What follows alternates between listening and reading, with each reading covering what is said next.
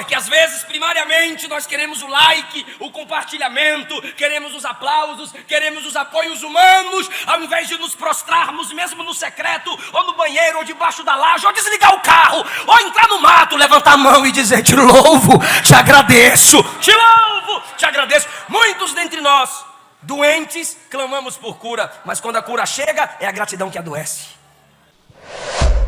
Aleluia. Apocalipse, capítulo de número 1.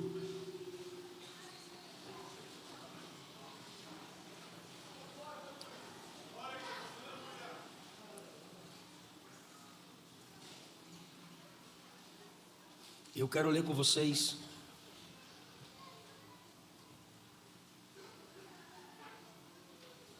duas divisões e o início da terceira divisão deste capítulo. A primeira está entre os versículos 1 a 3. Revelação de Jesus Cristo que Deus lhe deu para mostrar a seus servos as coisas que em breve ocorrerão.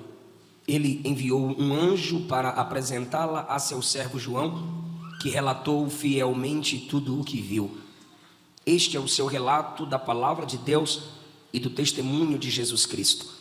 Feliz é aquele que lê as palavras desta profecia, e felizes são aqueles que ouvem sua mensagem e obedecem ao que ela diz, pois o tempo está próximo.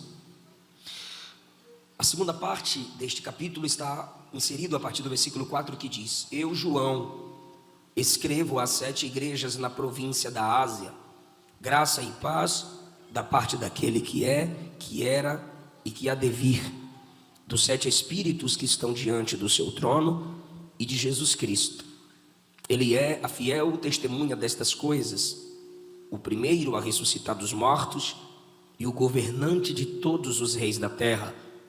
Toda a glória seja dada àquele que nos ama e nos libertou de nossos pecados por meio de seu sangue. Ele nos fez um reino de sacerdotes para seu Pai. A ele sejam a glória e o poder para todo sempre. Ele vem com as nuvens do céu, e todos o verão, até mesmo aqueles que o traspassaram. Todas as nações da terra se lamentarão por causa dele. Sim, amém. Agora é o início da terceira porção, quando diz, é Jesus quem diz: eu sou o Alfa e o Ômega, diz o Senhor Deus. Eu sou aquele que é, que era e que há de vir, o Todo-Poderoso. Tomai o vosso assento, queridos, por favor.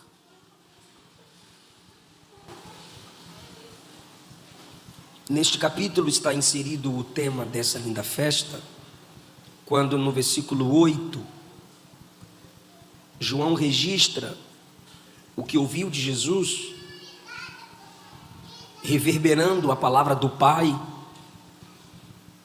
depois da apresentação do livro e de sua própria apresentação.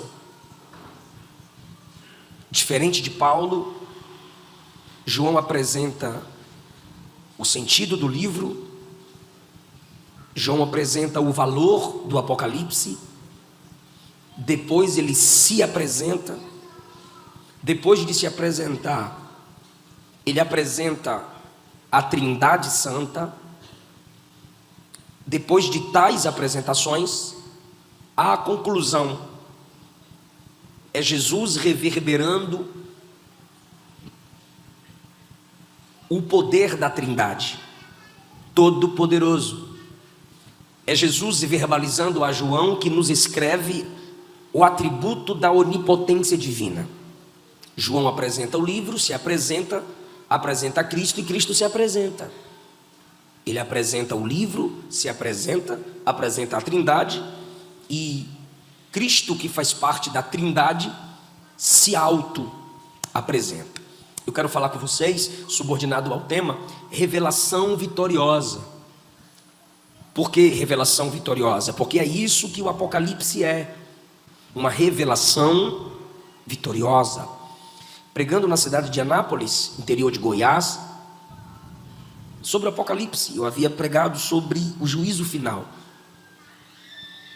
Quando eu estava indo ao encontro da minha esposa, que me aguardava na porta passando pelos corredores, uma moça parou na minha frente e disse: pastor, estou tremendo até agora. Falei: por quê? Ela disse: porque o senhor pregou no Apocalipse. Falei: você não está assistindo muito filme de terror não, menina? Ela: não, é que eu tenho muito medo do Apocalipse. E ela abriu o Google e ela disse: olha o motivo, tudo relacionado ao Apocalipse. E quando ela colocou o livro do Apocalipse, imagens, é só capa monstruosa, é prédio caindo, pegando fogo, é o anticristo, é o Satanás, é só destruição. Eu lembro dos meus filhos brincando na casa de um amigo. Ele: Eliseu, seus filhos são Apocalipse. E vocês riram, porque vocês fizeram a junção de destruição com o livro do Apocalipse, sim ou não? É natural ou não é? Só que nos 3 primeiros versículos está a apresentação do livro, sim ou não? João faz um prólogo, um sumário. João apresenta o índice do Apocalipse. E não é nada do que a gente imagina. Ele diz: revelação de Jesus Cristo. Ele está dizendo: o Apocalipse não é a destruição revelada, é o restaurador de todas as coisas se revelando. Revelação de Jesus Cristo que Deus lhe deu. O Pai deu ao Filho sua própria revelação. É o Pai dizendo ao Filho: é assim que te vejo, é assim que somos, é assim que tu deves ser visto pela humanidade e pela igreja. Imagine esse diálogo entre pai e filho, que o Pai lhe deu. Esse lhe deu aqui é dado para ser compartilhado. Revelação de Jesus Cristo que o Pai lhe deu para mostrar aos seus servos as coisas que ocorrerão em breve. São essas coisas que ocorrerão em breve que nos faz pensar que tudo que é destruição é apocalíptico, quando na verdade Apocalipse significa tirar o véu, revelar, colocar o véu para trás e mostrar quem está oculto por algum tipo de véu. Precisamos entender pela apresentação do livro que há um tipo de véu nos olhos da humanidade que no Apocalipse é removido. E eu mostro para vocês por uma visão panorâmica da Bíblia Sagrada. Gênesis 1 e 2, tudo lindo. Gênesis 3, o pecado entra no mundo, fica tudo feio. Êxodo é esse povo atingido pelo pecado dando trabalho para Moisés. Levítico é o Senhor ensinando a santidade do culto para um povo que viveu muitos anos com os pagãos.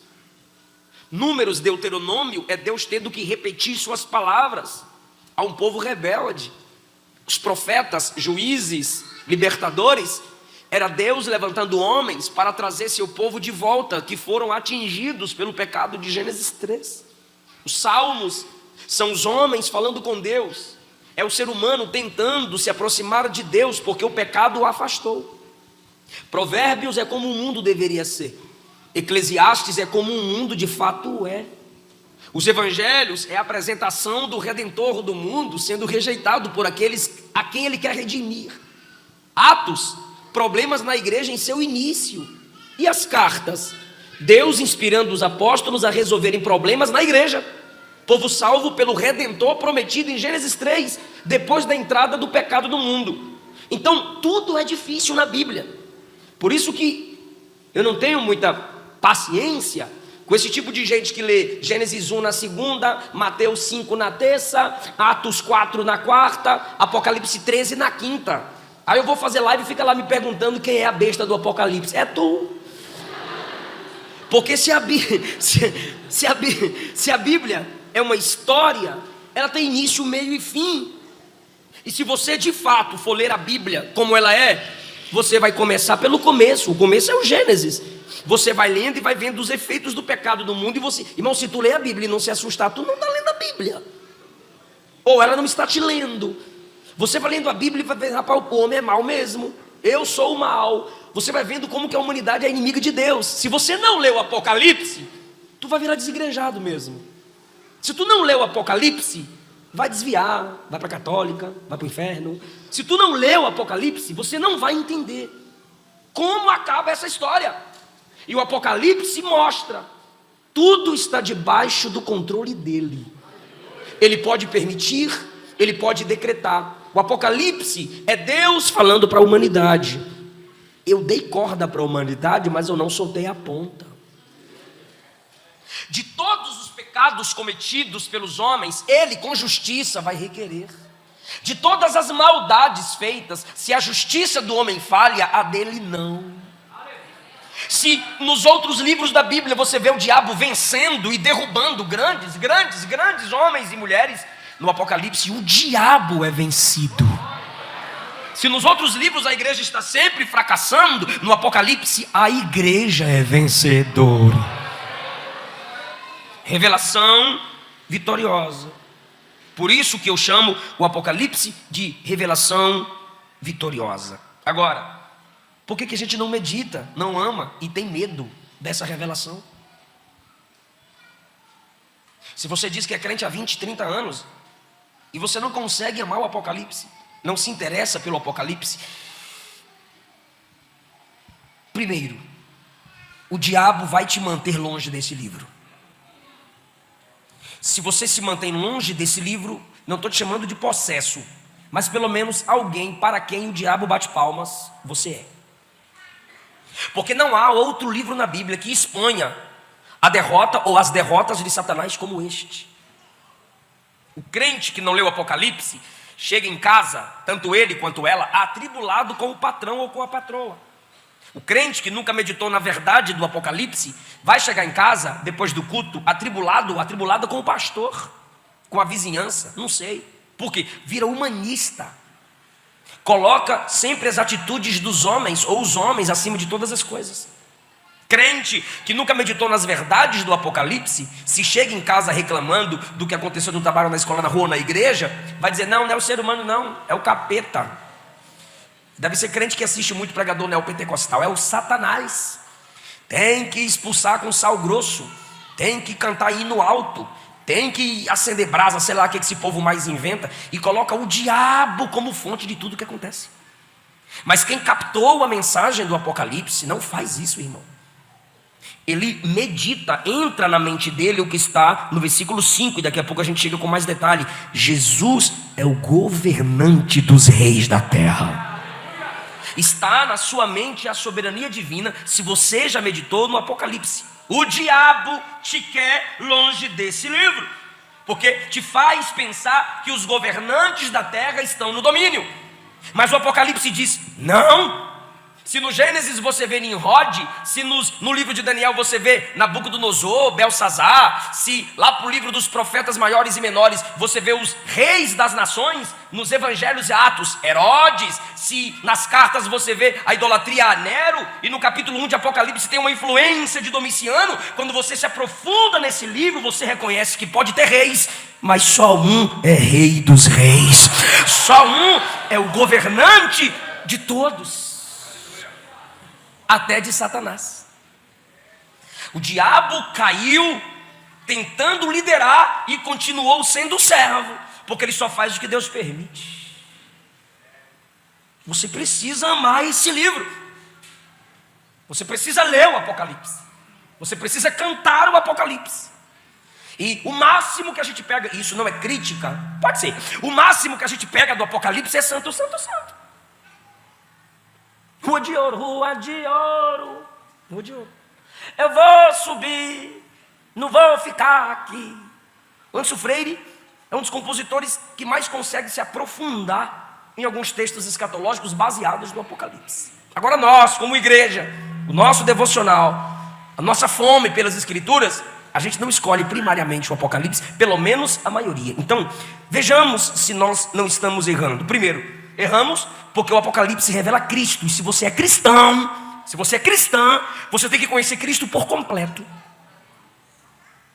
Se na sua mentalidade é o homem que está controlando tudo, você não leu o Apocalipse. Se na sua mentalidade é tudo fúria do capeta, você não conhece o Apocalipse.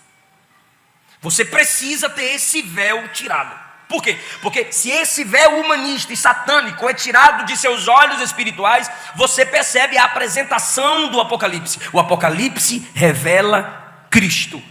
Ele diz no versículo de número 4 a seguir: graça da parte daquele que é, que era e que há de vir. Está falando da eternidade de Jesus. Graça da parte dos 7 espíritos que estão diante do trono de Deus. 7 espíritos é a sétupla manifestação do Espírito que está lá em Isaías 11, em Jesus. Graças da parte do Pai e de Jesus e do Espírito. Só há essa graça do Pai e do Espírito por causa da ação do Filho em se entregar em nosso favor. Versículo de número 5: Ele é, 4 ainda. Ele é o 5 mesmo. Ele é a testemunha fiel do que eu estou dizendo. João está dizendo: o que eu estou escrevendo tem alguém que confirma. E o único, preste atenção por favor, e o único que confirma tudo o que eu estou dizendo em perfeição é Jesus. Ele é o primeiro a ressuscitar dos mortos. Aí você diz: como assim? No AT e no NT, antes de João falar isso, tem muitas ressurreições. Jesus é o primeiro a ressuscitar pelo seu próprio poder. Ele é o primeiro a ressuscitar dos mortos, o governante de todos os reis da terra. João está dizendo: ele controla o coração dos líderes na terra. Apocalipse é uma apresentação de Jesus. Se puder devolver o retorno para mim, por favor. Eu não sou aqueles pregadores que põem a mão e fica gritando aqui, não. Me ajuda, por favor. E ele continua: toda a glória seja dada àquele que nos ama. Diga, nos ama. Isso é lindo ao falar sobre Jesus. Ele não é apresentado como aquele que amou ou como aquele que amará, mas é apresentado como aquele que nos ama. João está dizendo que o amor de Jesus é eterno, é sempre presente. João 13,16 diz que Deus amou o mundo de tal maneira que deu seu Filho unigênito para que todo aquele que nele crê não pereça, mas tenha. Enquanto o homem não conhece Jesus, ele pode ter noção desse Deus amou o mundo de tal maneira. Mas quando o homem se encontra com Jesus, a realidade do amor divino sobre ele não está em João 3,16 apenas. A realidade do amor divino sobre ele vai para João 11.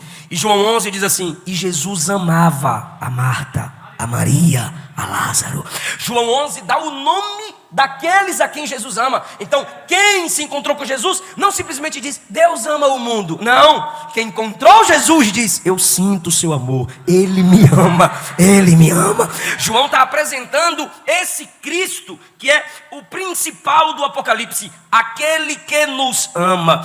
E esse que nos ama tanto. Jesus nos ama tanto. O som está top, muito obrigado. Jesus nos ama tanto que diz assim, ó: nos libertou de nossos pecados. Já é uma obra consumada. O Apocalipse é cristocêntrico. O Apocalipse é evangelístico. Ele nos ama. Diga presente. Não, essa tá fácil, bora lá. Ele nos ama. Não, é para você conjugar o tempo verbal. Ele nos ama e nos libertou. Pegou, nem precisei pedir para repetir, ficou legal. Ele nos ama e nos libertou. Olha como esse Cristo em nós é poderoso. Ele está trabalhando em nós em seu amor no presente, e a libertação dos nossos pecados Ele já decretou há 2000 anos atrás na cruz. Nos libertou de nossos pecados. Se Ele te ama, Ele não permitirá que você viva na prática do pecado. Então a minha geração pensa. Quando eu digo a minha geração, estou falando da geração da qual faço parte, de ímpios. Essa geração onde eu convivo, essa geração que eu assisto, essa geração que eu entendo a linguagem. Pensa que se Jesus me ama, Ele me aceitará em meus pecados. Mas João está deixando claro: aquele que nos ama, nos libertou dos nossos pecados. A graça de Jesus não me liberta para pecar. A graça de Jesus me liberta do pecado. Não sou mais escravo do pecado. Aquele que nos ama e nos libertou de nossos pecados por meio de seu sangue, ou seja, Ele deu a sua vida para que eu não morresse por meus ou em meus pecados. Qual é o salário do pecado? A morte. Então, para que eu não morresse em meus pecados, Ele disse: eu morro pelos seus pecados. Resumindo, eu morro sua morte para que você viva a minha vida. Ele nos libertou do poder do pecado pelo seu sangue. Então, primeiro, por favor, diga: sou amado. Que chique. Agora diga: sou liberto. Isso. Agora, qual foi o resultado, ou qual é o resultado de sermos amados e libertos? Versículo de número 6. Além de me amar e de me libertar do poder do pecado, ele fez de nós, plural, um reino de sacerdotes. A gente agora reina sobre o mundo, reina sobre o pecado. Nós agora somos sacerdotes, nós temos acesso a ele, nós representamos esse Cristo na terra. Ele fez de nós um reino sacerdotal para o seu Pai. Para quem? Que coisa linda. Jesus foi mais ou menos assim. Jesus nos pegou no chão, nos pegou na escravidão, nos amou, nos libertou das amarras do pecado, nos libertou das amarras do diabo e nos deu de presente para o Pai. É assim que acontece na Trindade, irmão. O Pai nos deu ao Filho, porque Jesus disse: ninguém vem a mim se o Pai não trouxer, se o Pai não atrair. O Pai nos leva ao Filho e o Filho nos torna em sacerdotes para o Pai. O que isso significa? Isso significa que tanto o Pai quanto o Filho, pelo poder do Espírito, estão envolvidos no amor por nós e na nossa libertação. O que eu estou te dizendo é que se tem o mundo, a carne, que é a sua natureza humana caída, e o diabo lutando contra você, tem o Pai, o Filho e o Espírito Santo te libertando, te amando, te fazendo crescer em vitória cada vez mais. Alguém está entendendo a mensagem principal do Apocalipse, irmão? É Cristo. O Apocalipse é cristocêntrico. A Ele seja a glória e o poder para todos sempre. Ele está dizendo: já que vocês são amados, libertos e reino de sacerdotes, devolvam a Ele todo o elogio, devolvam a Ele toda a glória. Eu lembro, quando eu morava com a irmã Glória, eu tinha 12, 13 anos de idade, acredite, eu era menor, e eu já pregava, e quando eu acabava de pregar, as irmãs principalmente, dirigentes do círculo de oração, as esposas dos pastores, vinham e me elogiavam na frente da irmã Glória, e as irmãs passavam até a mão na minha cabeça, davam raiva que eu usava gel, aí vinha, passava a mão assim na minha cabeça e me afastava, aí dizia: como é lindo, meu Deus, como prega bonito. Aí eu me afastando daquela mão assim, eu dizia: obrigado, obrigado. Aí eu lembro que numa das últimas vezes que eu me afastando com a raiva de ficar mexendo no meu cabelo, e eu, para disfarçar, eu dizia: obrigado. A irmã Glória não viu que eu estava com raiva, mas ela viu a minha expressividade de obrigado. Aí cheguei em casa, ela perguntou: quer jantar, meu filho? Eu falei: quero. Ela: você quer o quê? Eu lembro como hoje. Eu disse: eu quero salame frito com arroz. E ela pegou o salame, partiu o salame, fez um arroz para mim. Irmã Glória, saudade. Aí quando eu estava na mesa ali sentado comendo, ela: você não pode dizer obrigado quando te elogiarem. Eu falei: o que eu digo? Comendo, o que eu digo? Ela disse: diga glória a Deus. Foi um conselho muito simples, mas eu guardei por toda a minha vida até aqui. A Ele seja dada a glória e o poder para todo sempre. Ai, irmão, isso vem desde o Antigo Testamento, quando aquela mulher procurou Eliseu e disse: meu marido morreu, deixou dívidas, agora não sei o que fazer, estão querendo levar os meus 2 filhos, me ajuda pelo amor de Deus. A pergunta de Eliseu para ela foi: o que eu tenho a ver com isso? Aí você diz: isso é ignorância. Não é. Ele está dizendo: eu não sou a primeira fonte que você deveria buscar. O teu problema vai ter solução, mas a glória é dele. Você lembra de Davi? A Bíblia diz que os soldados começaram a falar entre si: Davi quer encarar o gigante. A Bíblia diz que o recado chegou lá em Saul: tem um menino aí que quer derrubar gigante. E o próprio Saul olhou para Davi e disse: vai que o Senhor seja contigo. E o próprio Golias olhou para Davi e disse: tu vens a mim. Davi poderia dizer: sim, eu mesmo, mas não. Ele transferiu a glória: venha com lança, venha com espada, venha com escudo. Eu vou a ti em nome do Senhor dos exércitos. E saberá toda esta congregação que o Senhor não salva com lança nem com espada, porque do Senhor é a guerra, e Ele vai te entregar na minha mão. A Ele a glória, a Ele a honra, a Ele o louvor.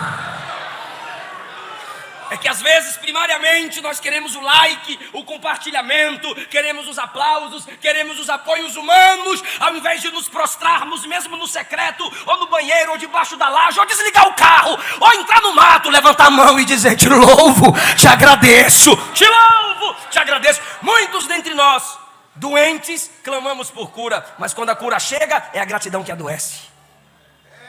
Por quê? Porque nós não reconhecemos Há uma idolatria natural em nós.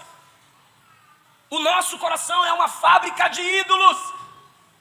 E nós estamos com dificuldade de transferir a Ele a glória dita, falada, expressada. Quando João apresenta o Cristo que ama, apresenta o Cristo que liberta, apresenta o Cristo que nos transforma em reino de sacerdotes, ele diz: glorifiquem, a Ele seja a glória e o poder. O que é a Ele seja o poder? É reconhecer que só tem autoridade quem foi autorizado, e só é autorizado quem Ele autorizou. Eu odeio o PT, mas está lá pela permissão divina, irmão.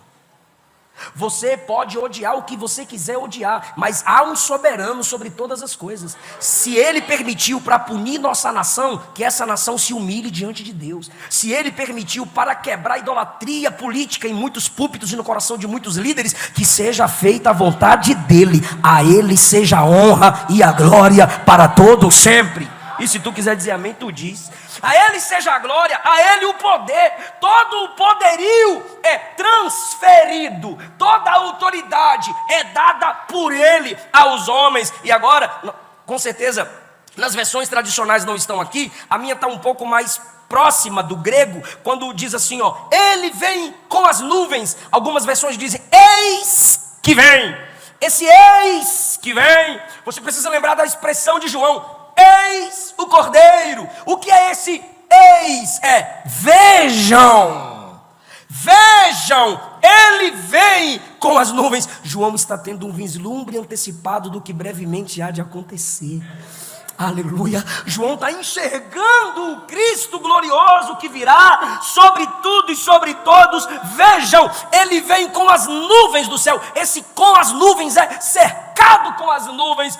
Na sua encarnação, Ele estava ali cercado por uma manjedoura, panos, farrapos de panos, José, Maria, quem sabe alguns animais. Mas em glória, Ele vem cercado de nuvens. O texto diz, todos o verão. Todos o verão. Jesus está no céu com corpo humano, gente. Jesus é um varão. Ele está no céu com o corpo humano. Glorificado? Sim. Mas um corpo humano. De que forma? De que forma todas as nações da terra o verão vir em sua glória? É por isso que a tecnologia aumenta. As nações da terra se embravecerão. E quando as nações da terra estiverem perdidas, o principal governante, o principal rei descerá. E toda a tecnologia atual está sendo preparada, primeiro, para a manipulação que o anticristo dela fará. Segundo, para mostrar em um momento só esse Cristo glorioso para todas as nações da terra, todas as TVs, todos os planos de internet, várias e várias câmeras ao mesmo tempo, filmando, divulgando e compartilhando, o céu se abrindo, as nuvens descendo, anjos com o nosso glorioso Cristo para estabelecer o seu reino glorioso sobre essa terra. Você já imaginou isso? Vejam, eis que vem com as nuvens, todo olho o verá, até mesmo aqueles que o traspassaram, até mesmo aqueles que o odiaram, os judeus que o traíram, os homens que o odiaram, os gentios que o desprezaram, esses o verão vindo com grande poder e glória, e todas as nações da terra se lamentarão. Por que se lamentarão? Esse lamento aqui é um arrependimento. Por que a gente não se entregou? Por que a gente não se arrependeu antes? Meu corpo arrepia quando eu penso nessa cena. Por que não confessamos antes? Porque desprezamos aquela igreja, porque desprezamos aquele missionário, porque não aceitamos a mensagem da cruz. As nações vão se arrepender, mas vai ser tarde demais. As nações da terra que matam missionários, que fecham igrejas, naquele dia eu quero ver zombar de Jesus, naquele dia eu quero ver fechar a igreja, chamar a polícia para fechar a igreja, metralhar missionários que estão cultuando. Está chegando o tempo do reino de Cristo se estabelecer. As nações vão se lamentar, porque todas serão colocadas em juízo perante Ele. E o Cristo que hoje os homens rejeitam é o futuro juiz de todas as nações. Se prepare para dar um glória lindo. Quando João fala das nações aqui, Ele não está falando da igreja. As nações aqui fazem parte do grupo que o odeia, que o traspassa. Ou seja, traspassa seu coração com o pecado, transpassa seu coração com o desprezo, transpassa seu coração com desonra. Até hoje, o coração de Jesus é ferido pelas nações, e as nações vão se lamentar. E a igreja? A igreja não. A igreja estará com ele para reinar, para adorar, para viver eternamente na sua presença. Quando João está apresentando essa cena para nós, parece que entra alguém e diz: não dá, isso é impossível, isso não vai acontecer, jamais isso acontecerá. Aí entra a resposta no versículo 8: não duvidem, eu sou Alfa, eu sou Ômega, eu sou o início de tudo, sou o fim de tudo, eu sou Alfa. Sabe o que é isso? Eu sou o início do poder, não recebi de ninguém. Eu sou Ômega, todo poder termina em mim, eu não passo para ninguém. Quem pode dar glória a Ele? Eu sou aquele que é, aquele que te ama. Eu sou aquele que era, morri por você há 2000 anos atrás. Eu sou aquele que virá arrebatar a igreja, o Todo-Poderoso. Eu sou o Todo-Poderoso. Ele pode abrir o céu agora, Ele pode humilhar as nações agora, Ele pode abrir todos os olhos da humanidade para enxergá-lo com grande poder e autoridade. Quando Ele diz que Ele é o Todo-Poderoso, Ele está dizendo: eu e o Pai em essência somos um. Eu e o Pai em poderio somos a mesma coisa. Assim como no Antigo Testamento o Pai manifestou o seu poder dizendo: eu sou Jeová que te cura. Aí vem Jesus curando enfermidades: eu sou Jeová que te cura. Assim como no Antigo Testamento o Pai foi reinando sobre nações, no Novo Testamento João diz: Ele é o soberano sobre as nações. Ah, queridos, nós temos um Cristo apresentado no Apocalipse que eu não sei se você já o conhecia. Se você já o conhecia, o Apocalipse firma esse conhecimento em você. Se você não o conhece, você está hoje tendo uma chance para glorificá-lo ainda mais, para temê-lo ainda mais, para honrá-lo ainda mais. Segundo lugar, Apocalipse é uma revelação registrada na dor. Onde está João? Na ilha de Patmos. Onde está João? No ambiente fétido. Tito, Flávio, Domiciano disse: eu sou Deus. João e os cristãos pastoreados por ele disseram: não, Domiciano não é Deus. E o resultado foi: vão para a ilha de Patmos, vão sofrer o desprezo. E naquele ambiente fétido, naquele ambiente desprezível, Deus transformou no gabinete do livro mais especial do Novo Testamento.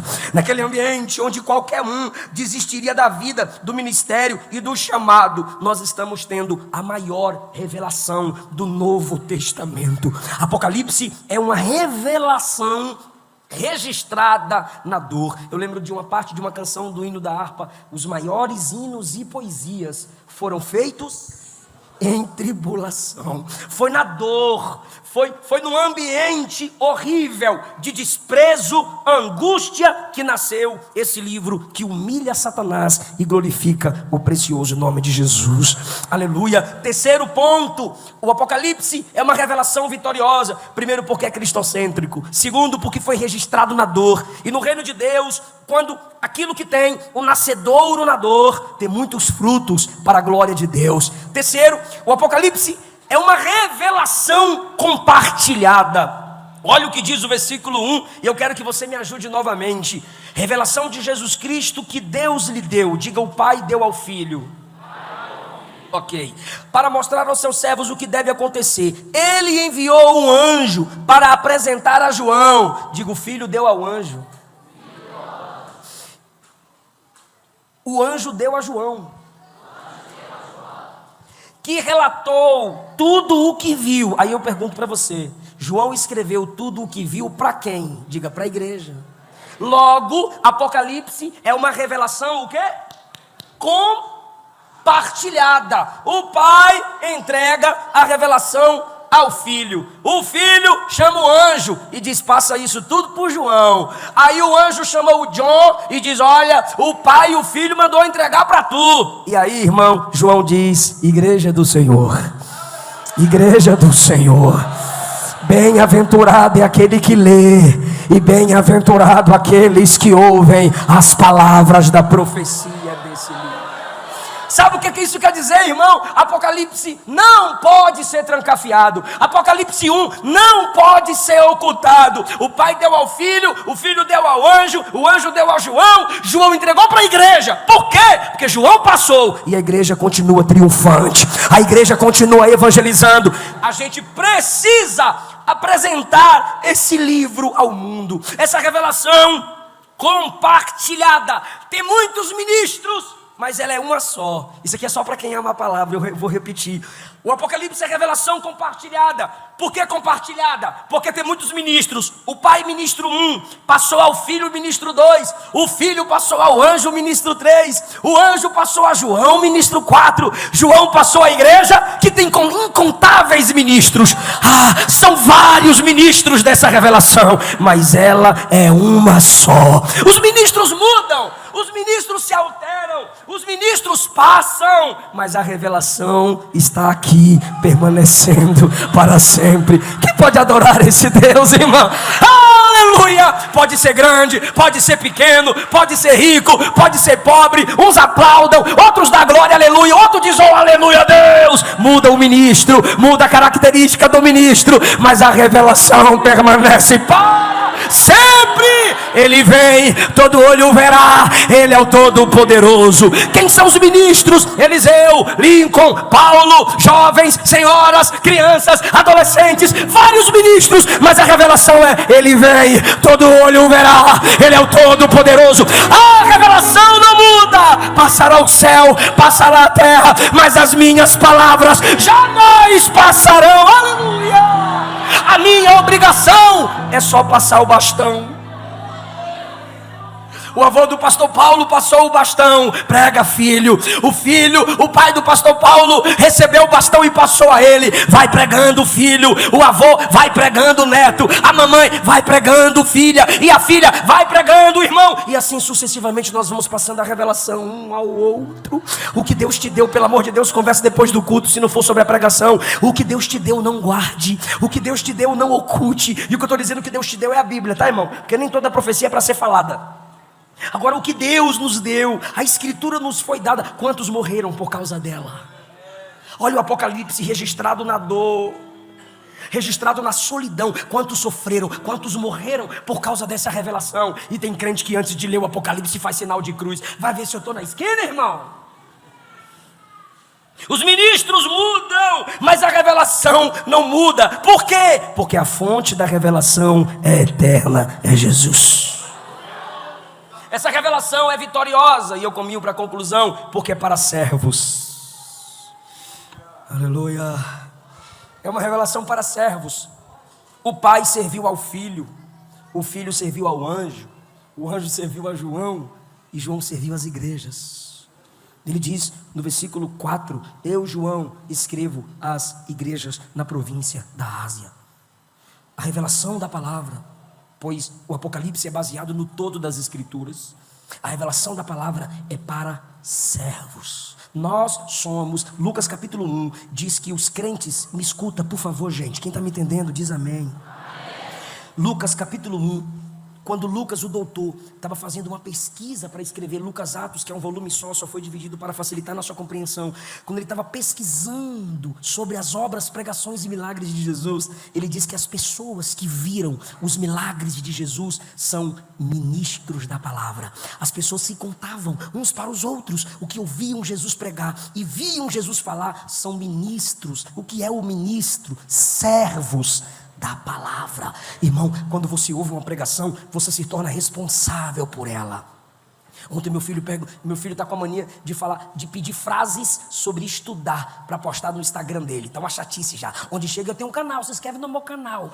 Aí qual é o seu canal? Não sei, papai que sabe. Aí todo dia que eu deixo ele da escola, papai, qual é a frase de hoje? Aí a de ontem me veio à mente: conhecer me responsabiliza. E ele falou: filma aí que eu vou falar. Conhecer me responsabiliza. Conhecer me responsabiliza. Se você ouviu essa pregação aqui hoje, você é responsável pela revelação dela, pela transmissão dela. Se o pai que é o pai deu ao filho, se Se o filho que é o filho deu ao anjo, se anjo que é anjo ministrou a João, se João, o apóstolo que deitava no peito de Jesus, deu a revelação à igreja, quem é você para se calar?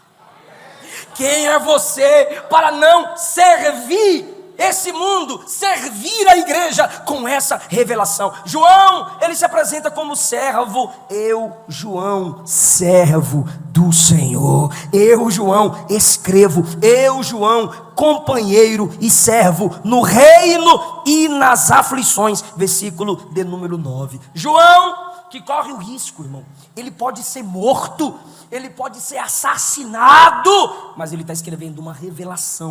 Se ele está escrevendo uma revelação, se ele está transmitindo uma revelação, ele não pode se colocar atrás de um véu, ele não pode se ocultar. E a Bíblia é a revelação que Deus nos deu. E se você tem a Bíblia, você não pode se ocultar.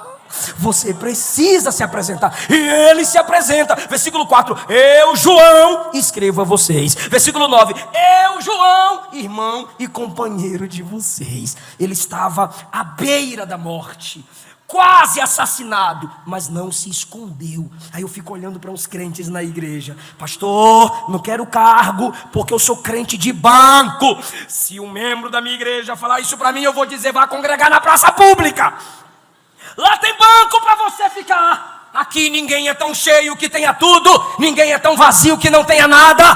Todo mundo aqui é servo da revelação.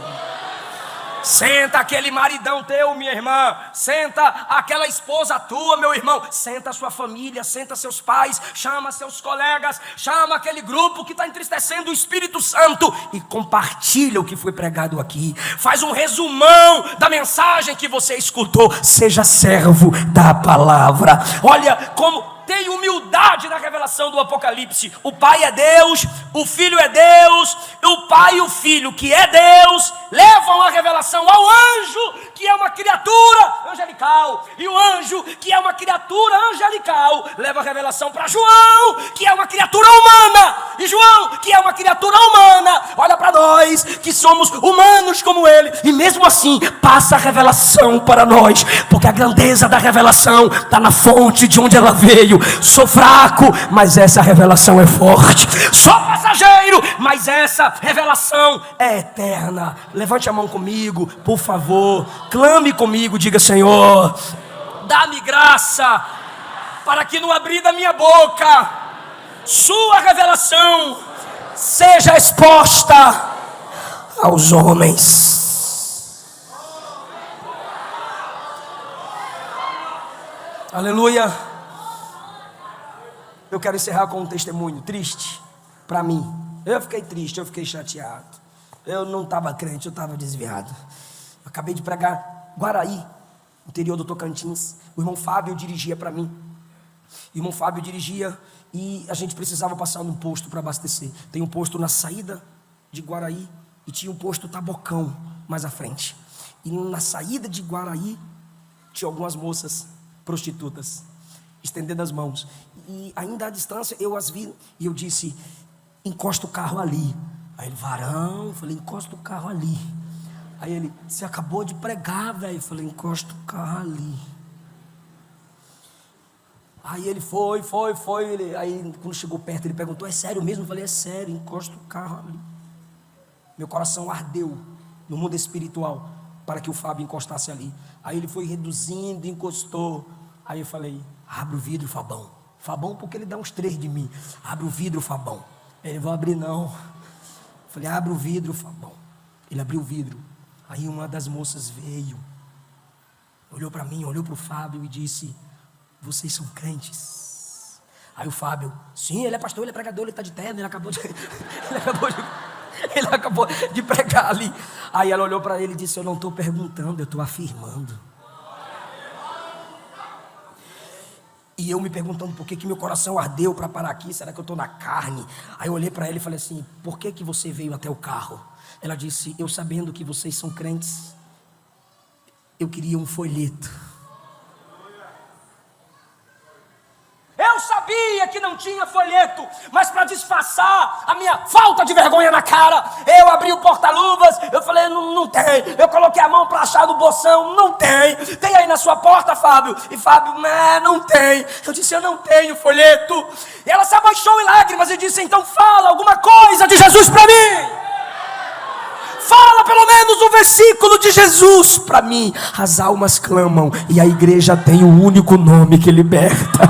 As almas clamam e a igreja tem o único nome que liberta. Falei de Jesus, ela estava afastada e disse que procuraria uma igreja. Quando saímos dali, eu disse, Fábio, não coloque sua reputação acima do valor de uma alma. A igreja de Jesus. A revelação precisa ser passada e quem tem a revelação é você. Somos nós. É fácil você passar por esse tipo de gente e dizer, queima Jesus, que ele queime sua língua. Nos assemelhamos aos discípulos em Samaria. Precisamos de um hotel para Jesus. E os samaritanos disseram, nós não temos vaga para quem é judeu. Aí volta quem? Os discípulos, Tiago, João. E volta João, o discípulo do amor. Voltaram e Jesus disse, tem vaga lá para nós. Jesus testando o coração deles. Aí eles disseram, Senhor, os samaritanos não nos deram hospedagem. Vamos orar para descer fogo do céu e matar eles? Olha a resposta de Jesus. Eu não vim destruir o homem, eu vim salvar. Aí Jesus faz uma pergunta, de que espírito sois? E eu repito a essa igreja que está me escutando, se o Pai passou a revelação ao Filho, se o Filho passou ao anjo, o anjo passou a João, e João sozinho passou a 7 igrejas, por que você não consegue passar a revelação para uma pessoa? Por que você não consegue passar a revelação para uma pessoa? Que o Senhor desperte a sua alma nessa noite. Que o Senhor desperte o seu coração nessa noite. O pastor perguntou a mim, pastor, qual a maior dificuldade da igreja hoje no Brasil, você que anda tanto? Eu disse, equilíbrio. A igreja quer muito poder para pular na hora do culto, mas não tem paciência para sentar, se alimentar da palavra e sair vibrando com o que escutou ao ponto de transmiti-la. Está faltando esse equilíbrio, irmão. Eu quero o poder, eu quero a graça, mas eu quero a revelação, eu quero a luz da palavra, eu quero ser cheio das escrituras. Fica em pé comigo. Que